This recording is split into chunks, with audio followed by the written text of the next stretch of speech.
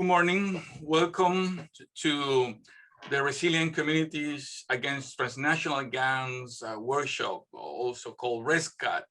My name is Jose Miguel Cruz. I'm the Director of Research at the Latin American Caribbean Center at Florida International University, and it's a pleasure to welcome you all to this workshop on transnational gangs. Along with my colleagues, Lindsay Dudley from LAC and also Matt Dauhagre from the NYU Center for Latin American and Caribbean Studies, we welcome you to this event. With the support of the U.S. Department of Education Title VI grants, we have put together this workshop to enhance training to education professionals who are providing critical support to the student body as teachers, administrators, and student service professionals. In this workshop, we will examine the conditions behind the development of the gang phenomenon in many countries of the Americas, and it will provide a space for discussion of community-led initiatives to better understand cultural, historical, economic, and societal causes of gang development in the Americas. The training will also focus on how to reduce the vulnerabilities of immigrant communities and the underserved population in the US that suffer the greatest from this time of phenomena. Before turning to our great panel today, let me introduce you to Omar with some remarks. Thank you, Jose Miguel, and thanks to all of the presenters. Again, my name is Omar Dauhagre, and I'm the Assistant Director at the Center for Latin American and Caribbean Studies at NYU. We're really happy to be here hosting you, those who've registered and joined us today. Much like our partner center at FIU, we are a Title VI center funded by the Department of Education, which provides us with the resources to be able to forward our particular missions, in our case, promoting the understanding of the Latin American Caribbean region, which we do through public programming and teacher training programs and the teaching of Les Comunidad languages, which in the case of CLACS at NYU is Quechua and Haitian Creole. I mentioned this because doing programming for educators is one of our joint priorities through the Title VI grant.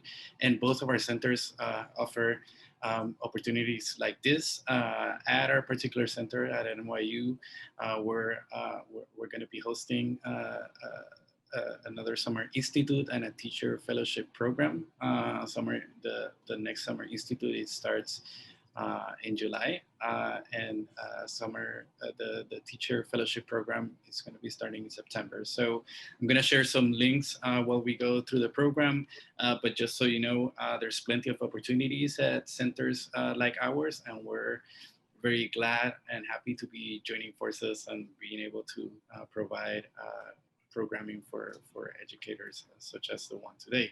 So thank you all for attending, and thanks to our presenters from J&J and our partners at FIU. And thank you, Jose Miguel, for leading the discussion.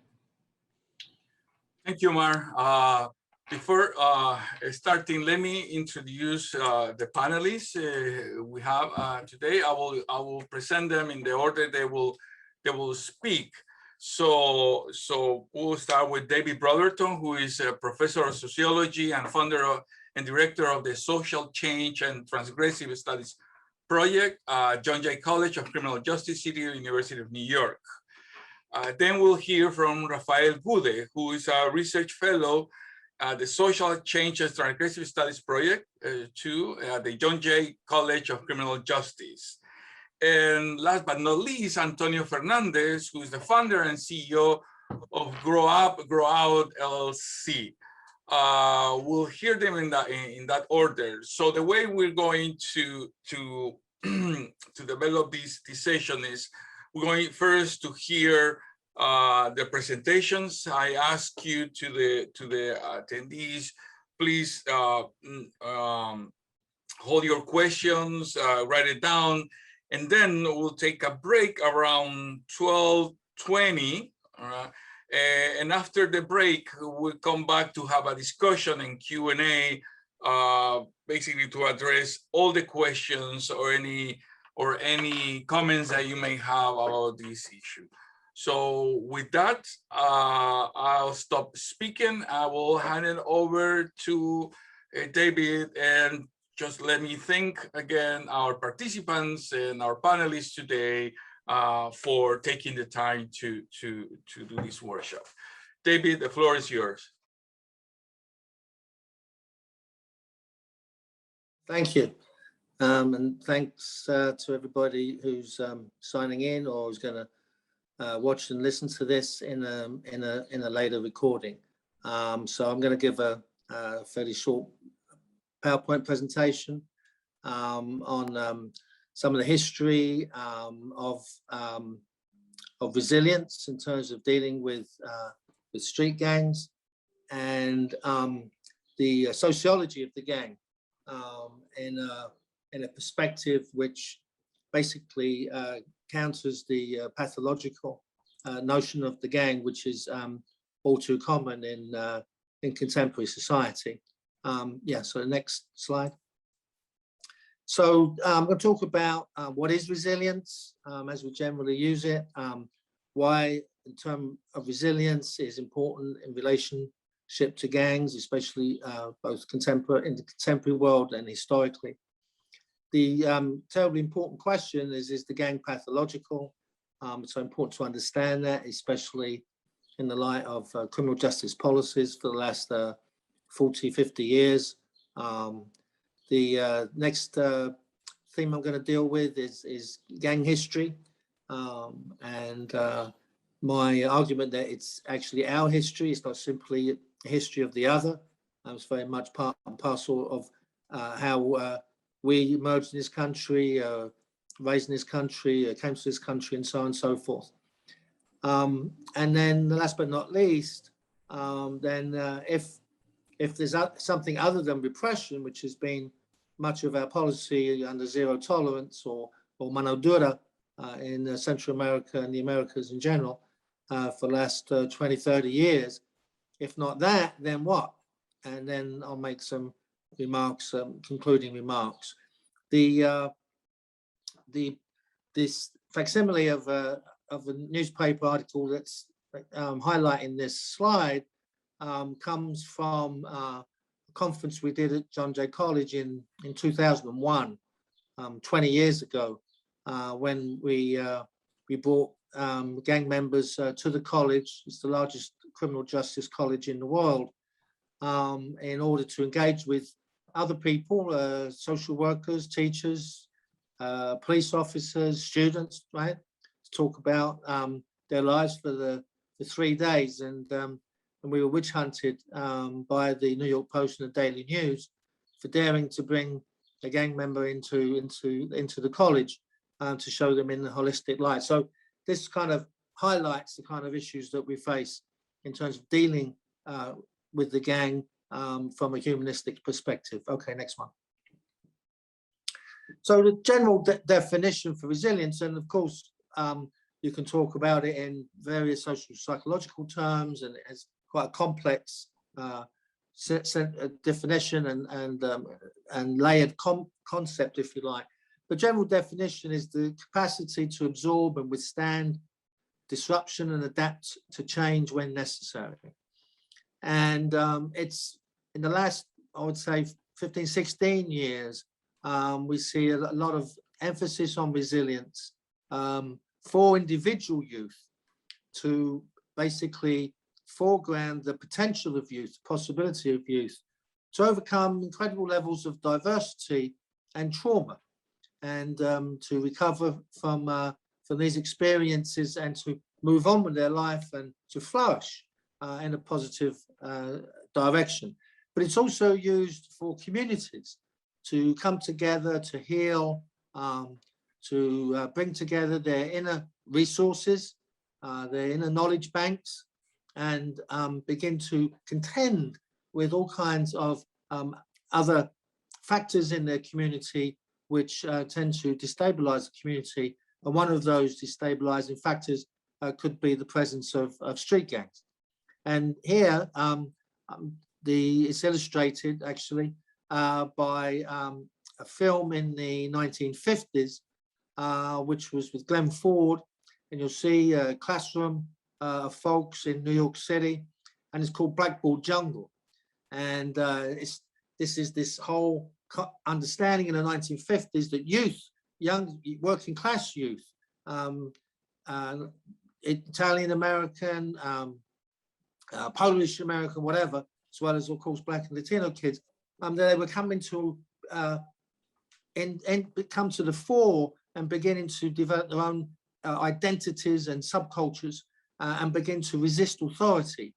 And so there was a whole fear among youth coming together, and a gang, the emergence of street gangs in the 50s was one of the great fears supposedly for mainstream society.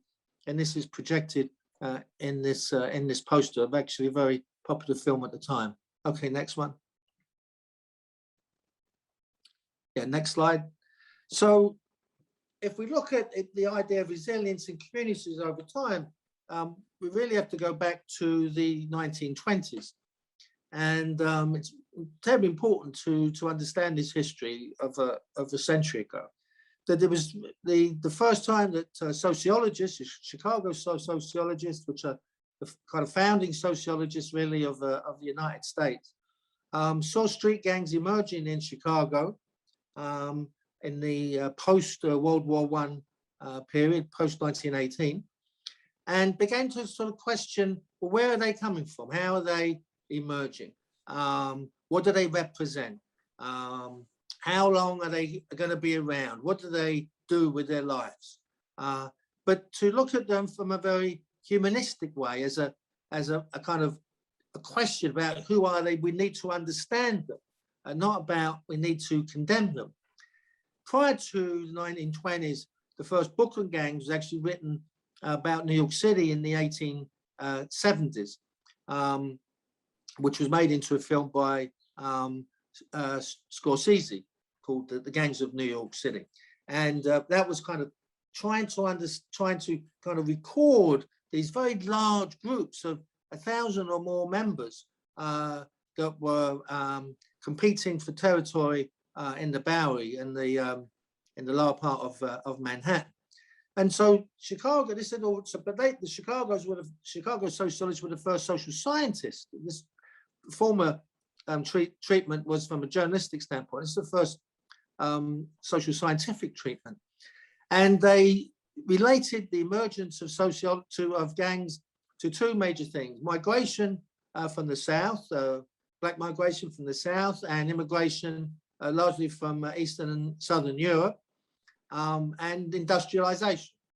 In other words, the continuation of capitalist expansion in Northern America.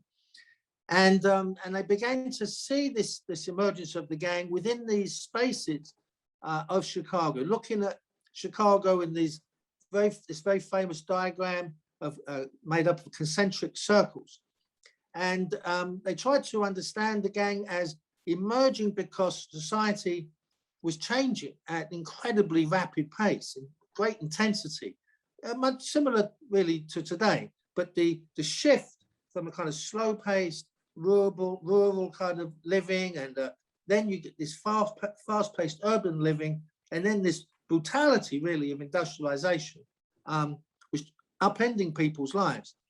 And as migrants and immigrants came into the city, they would come to the inner zone, what's called the Loop, and in that space they would try to settle as migrants and immigrants.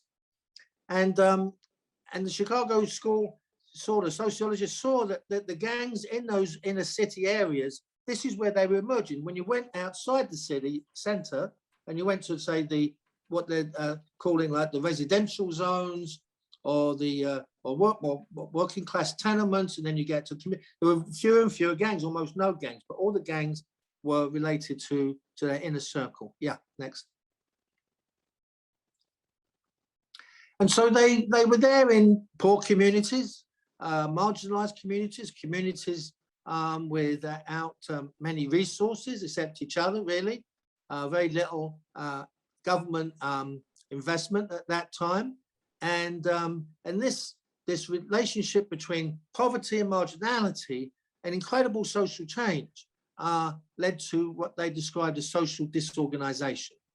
And essentially that was that those areas in the inner city were not stable enough at that point, hadn't built up the inner resources to have, if you like, thriving churches, schools that were stable, trade unions that could play their role in kind of organizing for greater labor, working class labor rights, and so on and so forth. Ethnic social clubs that would come together, these internal organisms for mutual support. You know, the early banks, savings banks, were often migrant and immigrant banks, and so on and so forth. And these communities weren't stable enough. Their socializing institutions weren't stable enough to really handle the young people who were being born in those communities or coming to those communities. And so the young people, you know, didn't stop living simply because they're in a society of enormous change and undergoing all these kind of dynamics from below and above, that they began to socialize themselves and grow up in playgroups on the street, as I often see around here where I live in Brooklyn. I still see tons of playgroups and so on and so forth. And in those days, you know, they were out of school, not necessarily going to school, not in work, and they were socializing each other. And it's in that environment, that what they called ecological environment, that the youth gang emerged naturally. It wasn't some kind of abnormality, some kind of deviant kind of response to the environment. It was a kind of natural growth of how kids were beginning to relate to one another and get each other's backs and all that kind of thing. And so it was a form of adjustment to these socioeconomic conditions, a form of another form of socialization that emerged quite naturally from the playgroups.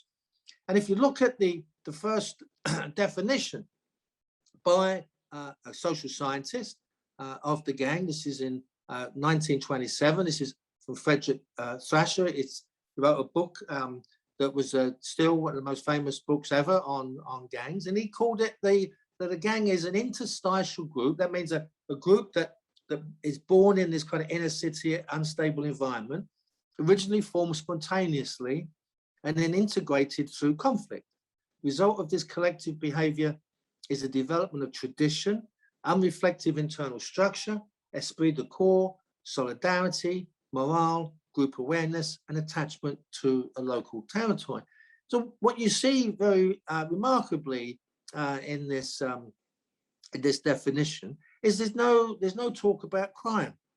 There's no talk about mayhem. There's no talk about murder. There's no, right? It's a kind of an objective assessment of what this group represents, and nothing pathological about it. Yeah, next one. Now, following on from this kind of understanding of the gang were a series of policies that the sociologists began to propose. It wasn't enough to recognize the gang being there in existence. They decided, well, what should we do with those communities where these gangs are proliferating?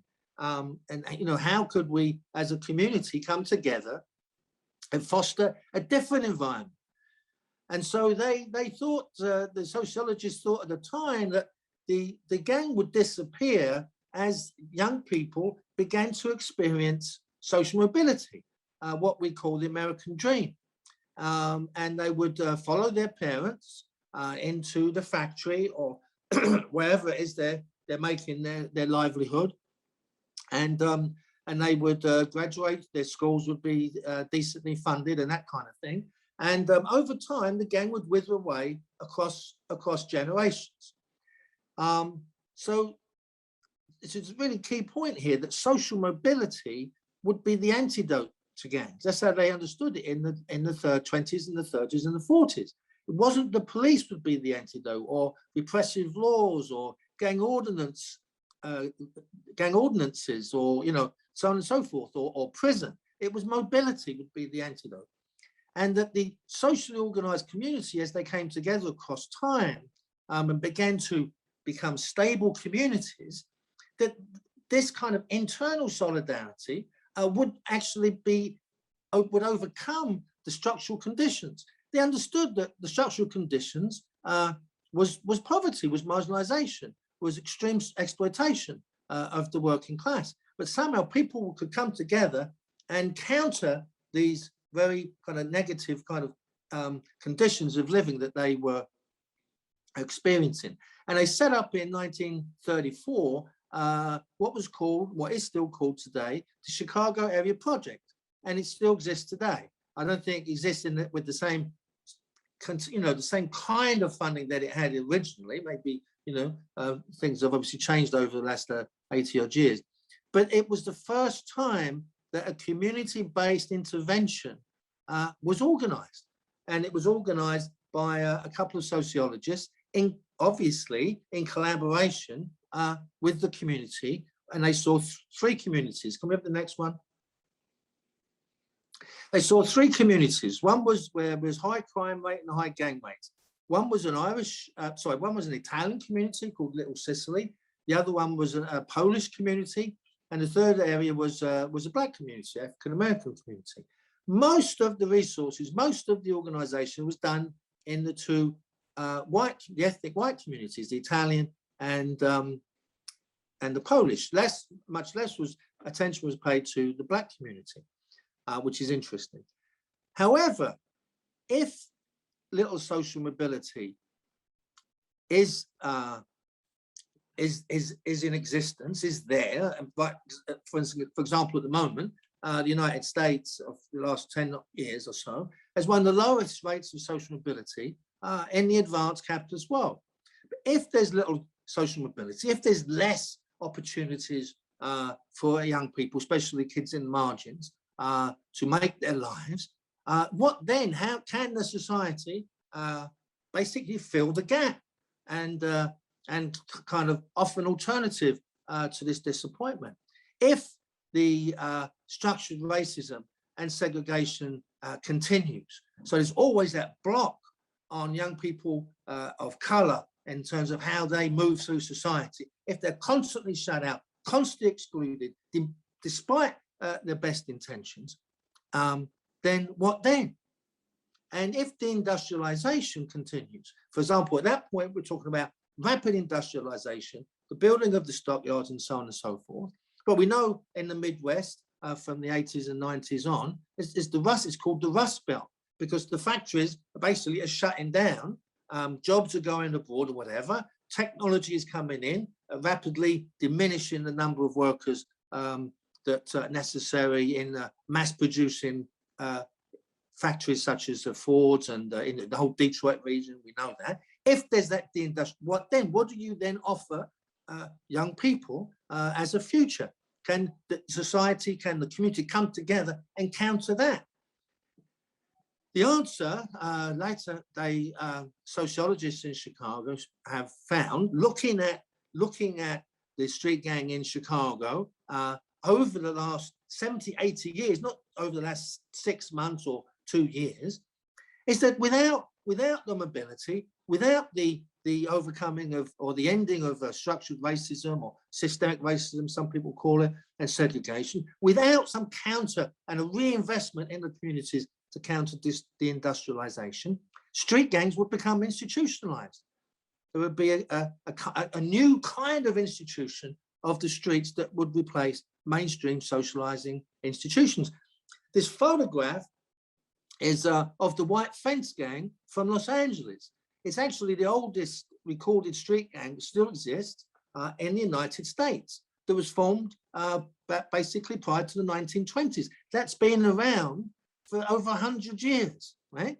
Part of the reason the White Fence group has been around is because of the constant kind of, barriers, especially to Latino development, Mexican American, Chicano development in the Los Angeles region, incredible levels of discrimination historically, and also and also new immigrants coming in to make their way in the world. And this has actually maintained longevity of the white fence gang, and is a very good example is what happens when you don't get away from the structures that are creating barriers to youth development. Next one. So the answer, so the question that remains then, if the gang is continuing, all these, some gangs, what we see is it's a patchwork thing, because what we don't see in a lot of areas are many white gangs anymore, of the same nature as there were before with black gangs, Latino gangs, and so on and so forth. Yes, there's some white gangs, are kind of, white supremacist gangs, and skinheads and so on and so forth, but none of the kind of the community gangs that came out, that could, white ethnic gangs, Italian gangs, Polish gangs, there are very few of those still in existence. And the Chicago school answer to is the gang pathological was a resounding no. It's not, you cannot understand the gang through its biological makeup. For example, the first research institute for youth in Chicago, is actually the first one in the United States, was all about psychopathy, the psychological, pathological makeup of young people who were inherently deviant.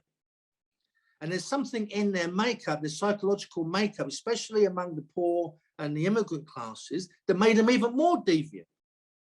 So the Chicago school said we have to get away from this kind of biological determinism that was obviously was also linked to the very important kind of impact on social science at the time, which was eugenics and the racial ordering of people, which was very prevalent in the academy at the time. And they rejected all that. Similarly, they rejected cultural explanations. For example, later in the 60s, we were introduced to the concept of the culture of poverty. And the gangs came out of a culture of poverty. There was something in the way you understood yourself in your community that set you up, kind of determined your pathway, into the gang. They said, no, it's an impact, it's a factor, but that's not the explanation. And they completely eschewed any psychological explanation. They said it was always about structure. It was always about socioeconomic conditions. It was always about our social ecology. So we had to look out both inside and outside of ourselves. We couldn't understand ourselves one from the other. But if structure does not change, can the community itself be the solution? This is the $10,000 question. And Shaw concluded about 5 or 6 years later, after being he was receiving funding from the Rockefellers and from a whole number of elites in the Chicago area who were funding philanthropically the Chicago area project. It wasn't funded by the government. But at the same time as they were funding him, they were also going ahead with all their real estate speculation and evicting people from their houses and blocking attempts to rein in their power, especially as they ruled the factories and were very much anti-union and fought and were union busts and so on and so forth. And he said they were damaging, at the same time they were giving money to the inner city, to these projects. They were also taking a carpet from underneath the feet of so many young people. And he came out with this remarkable expression of his frustration. Why should anyone object if they are delinquent, he asked. It might be an excellent thing if the delinquents did make organized raids on the Gold Coast. That's the area in Chicago where the rich were living. There may be only one way to settle things, he said. That is by organized power. That seems to be the way it works now. So we saw this incredible kind of reflection on how far they could go with organizing communities from below in order to counter the structural impediments. And a very honest reflection it was. Next one. So is the gang pathology? We have to understand how the gang has been perceived over well over 100, 150 years. First thing to understand is that back in the 19th century, the elites, the ruling classes, the bourgeoisie, however you want to call it, upper classes, they always, in the inner city, especially the kind of terminology comes from the UK, from London, which is where I'm from.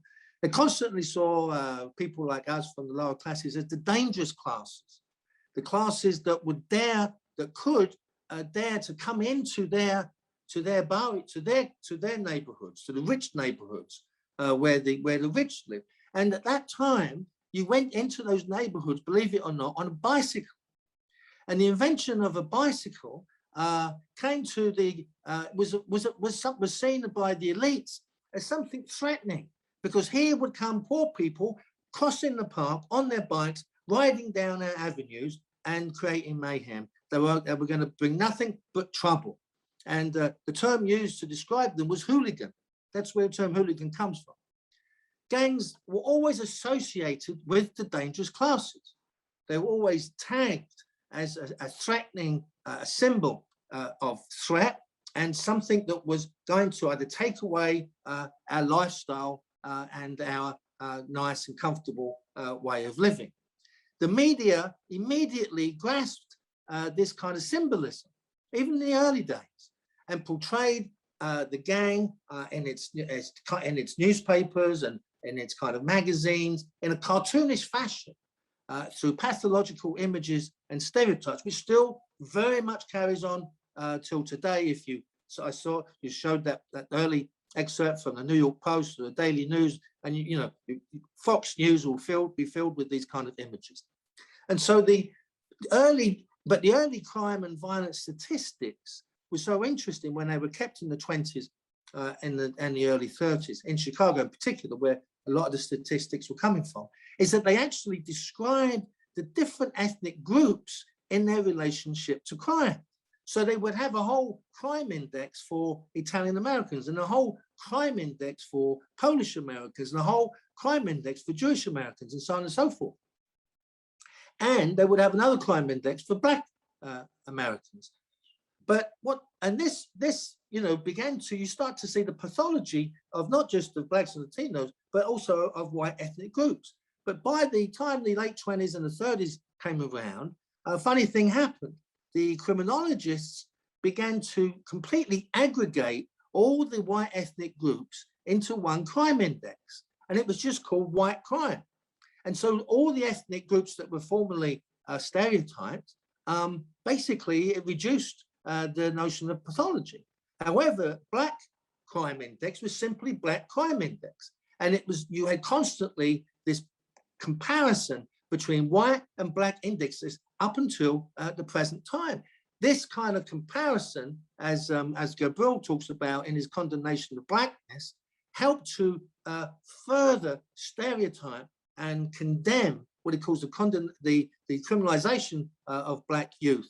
And he drew the conclusion that when gangs were seen as white, they got reform, but when they were seen as Black, they got retribution. And it's kind of that kind of tendency, both within social and criminal justice policy, it's existed as constantly until the present period. Yeah. Next one. So, coming after the Second World War, we come into a very interesting period of time, which was mentioned earlier, is 1950s, when youth start to come into their own.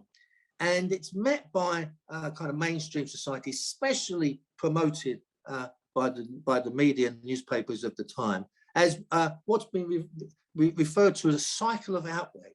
When we go through cycles of outrage, you hear it when you hear about, for example, crime rates are going up. Oh, why? Because there's too many youth born in society. There's a youth boom. Oh, you know, going to lead to crime. So youth boom is going to lead to crime, and so on and so forth. It's kind of outrageous, kind of stereotyping, sensationalistic conclusions about a threat of the so-called other, which is often typified by the gang. This is what we call a moral panic, and you'll hear a lot about moral panics. A lot of people mention moral panics in general discourse in society, but it actually comes from a very specific sociological understanding of what generates this feeling of otherness and disdain towards others. And it's the process of arousing a social concern over an issue, usually the work of moral entrepreneurs and the mass media. The point is that not all social issues are raised to a level we become ultra concerned about, right? For a whole period of time, we were very concerned about poverty in the 1960s. And we had a war against poverty, which was actually quite an effective war. It was a crusade. And it was part of the whole civil rights movement and the Kennedy administration and the LBJ. And that was replaced, not from a war after mid to late 60s, that was abandoned. And that was replaced by war on drugs, a very different kind of war, very punitive war, very criminalizing war. And this war, this criminalizing kind of crusade is very much part of a moral panic.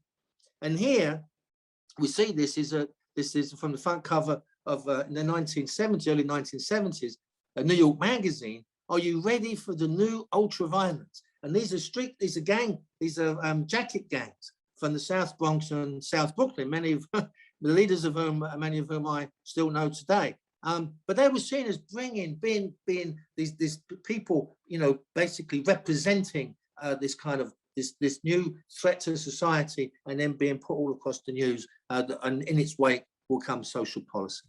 The 1960s themselves, this kind of notion of the threat of the gangs in the 50s was replaced by the notion of the radical, because of course there was tremendous upheaval, tremendous race ethnic organizing, the Panthers, the Young Lords, the Brown Berets, and so on and so forth, along with the students organizing against Vietnam. And it was the radicals became the kind of other through the 1960s. But that didn't last that long. It lasted basically from 1960s up to early 1970s. Early 1970s, we get Richard Nixon as a president, Tricky Dicky, and he wanted to launch the first war on drugs in 1972. It wasn't taken up. There wasn't enough support in Congress actually for the first blueprint for the war on drugs. That had to hold off until Reagan came in 1980, and then we carried on with this kind of moral panic that was started in the 50s. This was obviously a war against of poor people, people of color in particular, and then rationalized by the gangs are back, like in the 1950s, only they're coming back now, much worse, because now they have larger weapons and they're full of drug traffickers. This whole moral panic used to be episodic. We used to have panics about maybe every 5 or 6 years. From the 1980s on, it's been one long moral panic. One panic goes into the next panic, goes from the war on drugs to the war on terrorists to the war on immigrants. We never stop being at war against the other. And it's a way to manage society. If you keep society frightened and fearful, Hitler was very clear about how to do that. You must have this scapegoat, and that keeps you, and the class that you represent in control of society, a way of managing society, and keep constantly having the fear of the gang, which you see most recently with the whole election of Trump and his regime. It's very effective on managing socially controlling society in a way that your privileges are not threatened. So the gang becomes now a political football par excellence. Yeah, next one. And then finally, so what do we end up with the pathological gang in terms of how it's represented? Well, you know what we end up with. We end up with mass imprisonment at rates we've never seen in the entire history of the United States, always accompanied by anti-gang legislation, always. So this incredible level of proliferation, which is still going on. We've still got over 2.1 million inmates, even despite the fact that Biden wants to bring it down and so on and so forth. That we even have gang prisons such as Pelican Bay, which was basically unheard of prior to the mid-1980s. By the end of the 80s, the gang or any gang member or the gang as a collective was thoroughly pathologized, thoroughly dehumanized, racialized, and politicized. And it wasn't so long before we stopped, continuing the kind of social control of our internal populations, that we started to worry about the border and all those folks coming in, principally from Latin America and the Caribbean, Southeast Asia. And we started to get in 1995 incredibly draconian deportation laws, laws which are so extreme that you can be tried and convicted and do a couple of years imprisonment. 20 years ago, and if you don't have citizenship, you can now be expelled for life, banished for life from this country.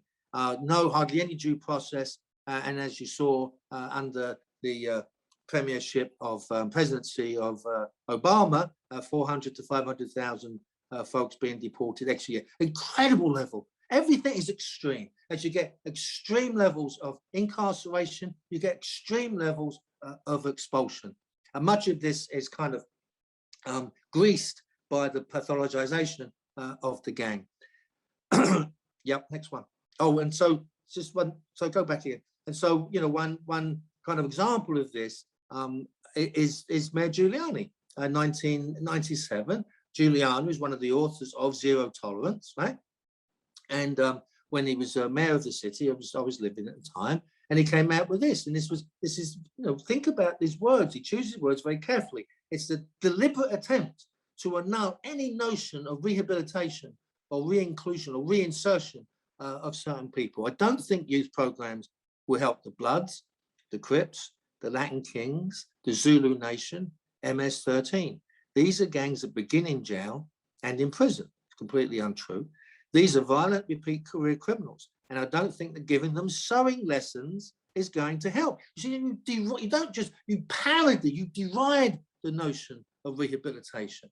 And you denigrate anybody that has the audacity to suggest that actually it might help. Next one.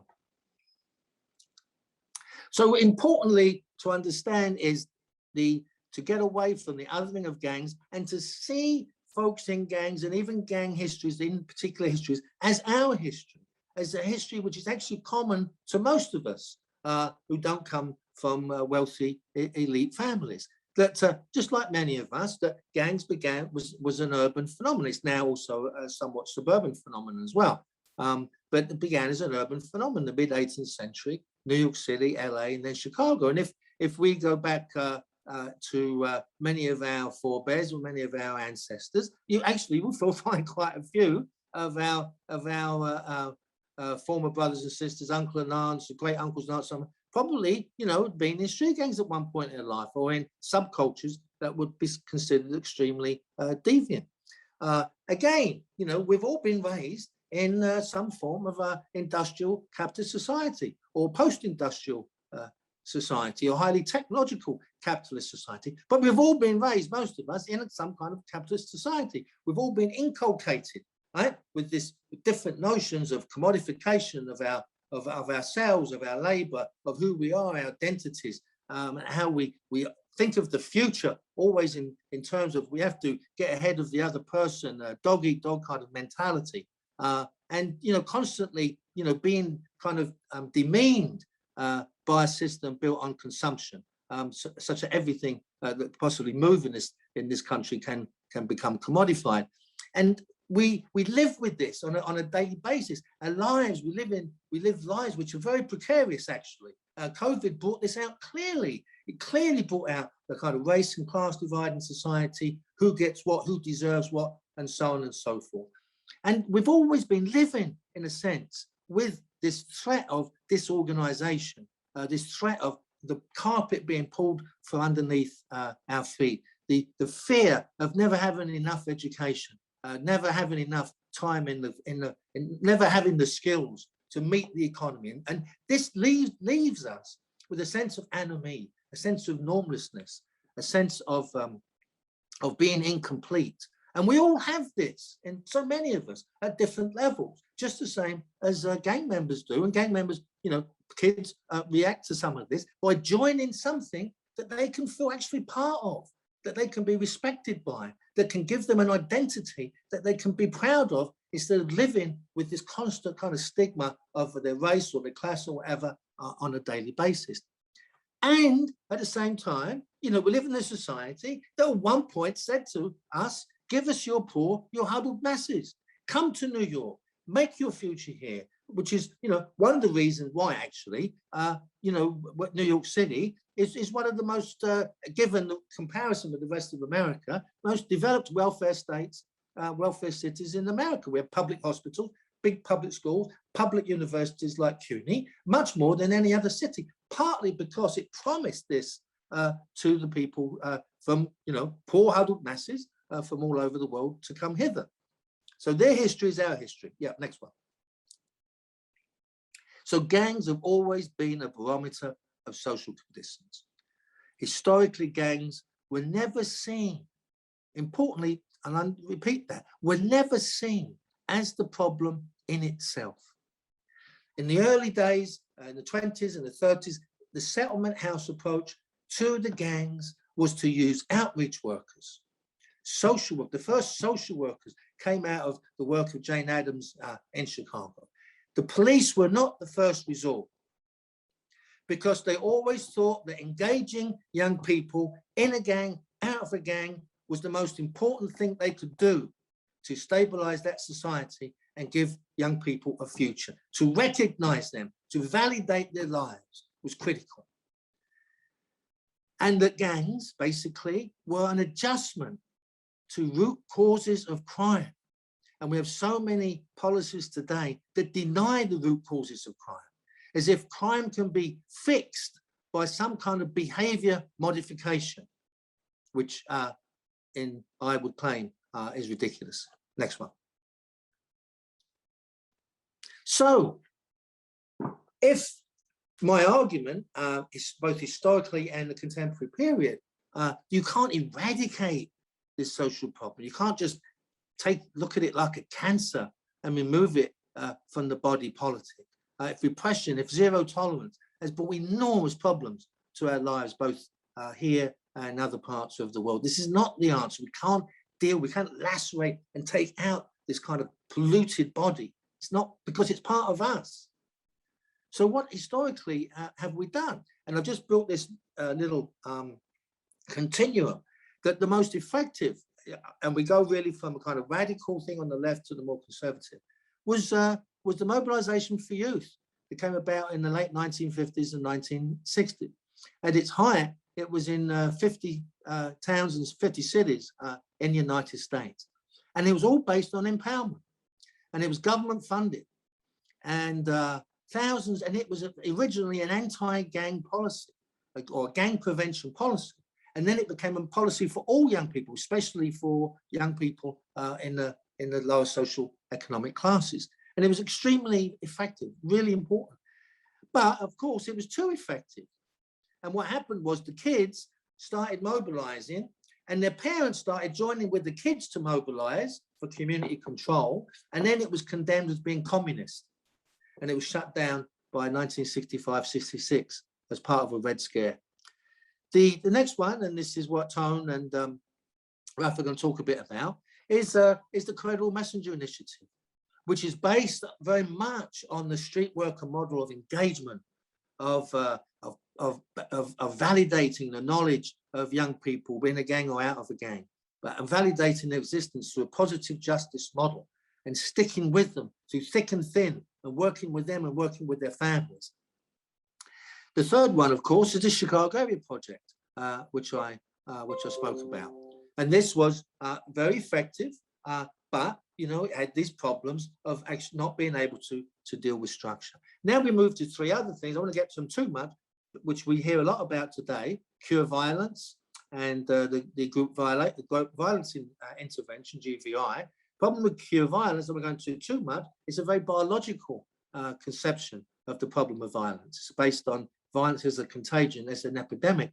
And the problem with that is it denies the analyses of sociology and criminology that can begin to understand violence from a quite different perspective, particularly the relationship between structured violence, what we call indirect violence, and interpersonal violence, what we call direct violence. There's a big relationship. You cannot talk about poor communities and the violence they have to contend with without understanding their histories and the structural conditions and constraints that they live within.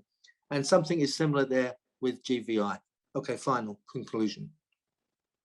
So it's important to think outside the box to understand the gang. We cannot any longer carry these perceptions of the gang through the pathologies that we've been fed through the particular different ideologies in American society or other societies. And it's important to understand the impact that critical social science and critical history, radical history, can play in our understanding of the gang. Societal views of the gang, as I've mentioned and emphasized, has been massively influenced by moral panics, which has in turn been massively influenced by the media. And this is particularly in the last 30 years of what we call neoliberalism, this kind of this concentration of wealth and this notion that the market is the answer, the panacea to all our social problems, as if Bezos, is some kind of wave empire of the future. The gang problem is primarily a social and not a crime problem. There is, in any case, no universal gang definition, regardless of what police precincts say that this is a gang and that everybody in that is tarred with the same brush. You have to understand the context in which the gang emerges to really understand the gang. Social control of the gang can learn immeasurably from social science, both for teachers and police. And as Bill Brotherton, former commissioner of New York City and Los Angeles, said, we cannot arrest our way out of problems. And finally, it's terribly important to understand that gang members and gangs can change with social inclusionary policies. And this is a symbol of a unity conference between Latin Kings, Bloods and Crips when they were struggling about 6 or 7 years ago for a truce to end the violence in their communities. Thank you very much. Thank you, David. That was a great presentation and help us to provide a theoretical frame for our discussion.